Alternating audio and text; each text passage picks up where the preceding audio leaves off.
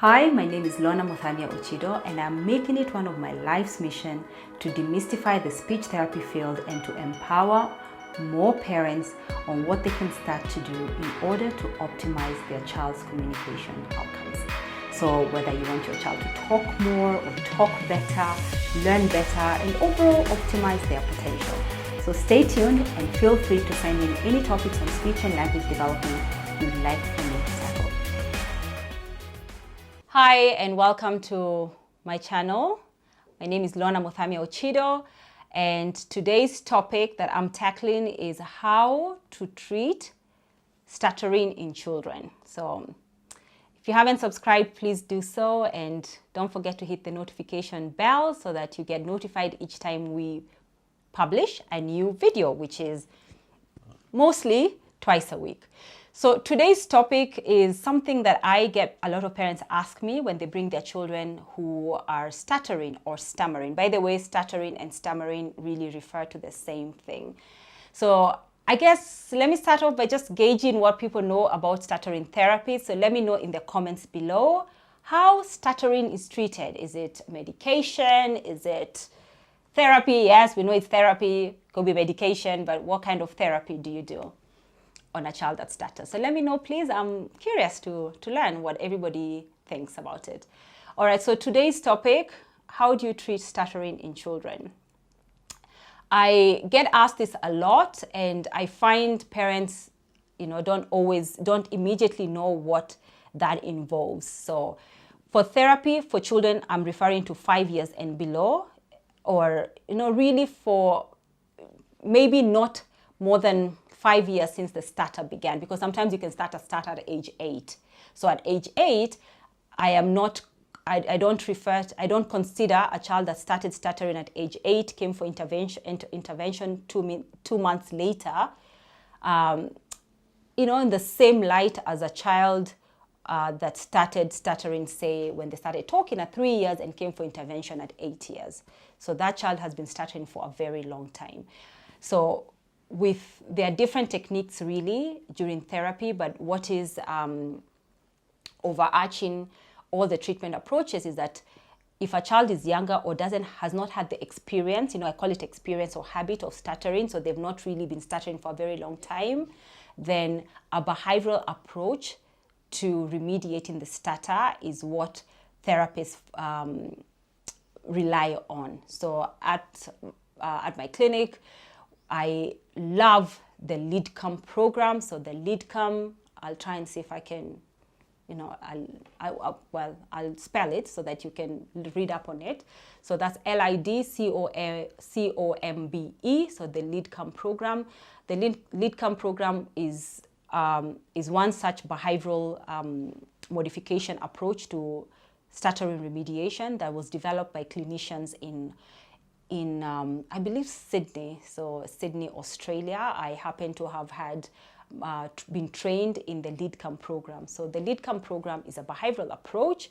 So what this means, it uses the same, principles of changing behavior it uses the same principles of remediating the stutter as you would to change any other behavior. So the assumption here is that the stutter is, like a habit, as I said before, and that the child can be shaped out of not stuttering. Yeah, the LeadCome program has two phases. It has the treatment phase, which is phase 1, and then the maintenance phase. So the treatment phase is the aim of the treatment phase is to get a child to be stutter-free often, and the aim of the maintenance phase is to just maintain the stutter-free moments longer. So it's quite an elaborate treatment program, but I find it really effective because it shapes a new behavior. I tell parents that children who stutter, or anybody really who stutters, tends to mostly hear negative remarks about their stutter or about their talking. Rarely would a person encounter somebody else who stutters and says to them, "Oh, I love how you explained that point.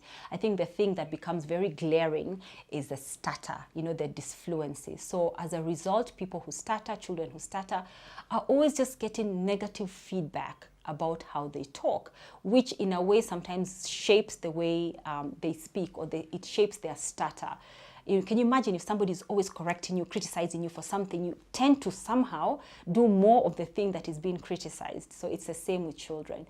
So when you shape you can, with the LeadCome program, you are applying what's referred to as verbal contingencies. So you're applying feedback to when they stutter and when they don't stutter.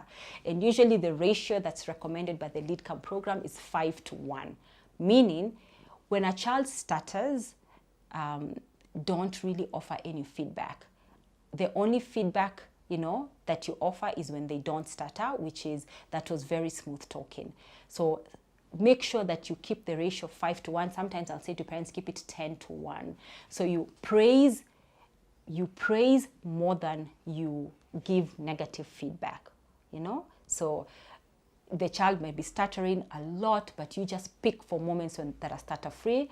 Don't lie, you know, don't be generous. If they're not stutter-free moments, please don't say that was smooth talking. Yeah, so you can give them feedback. Oh, that was good talking. Oh, I understood that story so clearly. Oh, well done, you're such a good talker.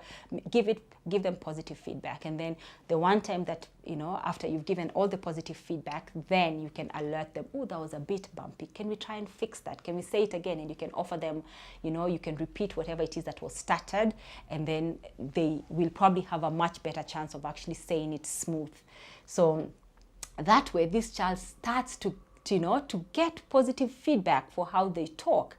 And, you know, just like magic, honestly, it happens just like magic. You find that this child starts to, you know, self-monitor themselves better. They start seeing themselves as not just as a person who stutters or a child who stutters, but they also start to view themselves as a child who actually is able to smooth talk. You know, they're able to talk smoothly. They're able to talk, you know, without stutters. And that, I feel, is so important, particularly because, you know, children who stutter, and I do have a video on, you know, what stuttering is. I should have actually started by saying that, but I'm sure it's going to be linked here.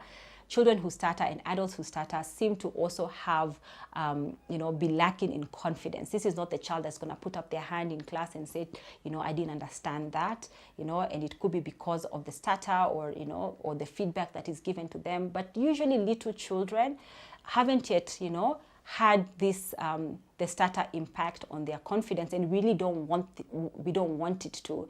That is why this therapy is done early on, and that is why LeadCome program is so effective for children below the age of 6. So I think I have talked more than I wanted to talk about it, but yeah, so check out the LeadCome program online.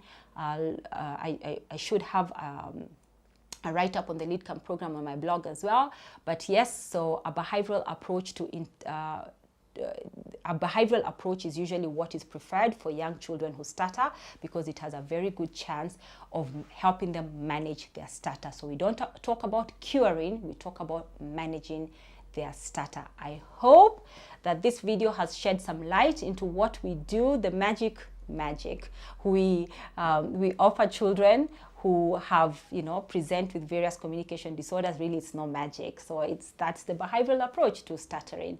Thank you so much, and do check out our other series. You can check out what stuttering is. You can check out any of the other series that we have in this channel that may touch on, or that this particular video has brought up for you. If you haven't subscribed, please do. If you like the video, give us a thumbs up. Let me know in the comments. And yeah, really appreciate it. Thank you so much.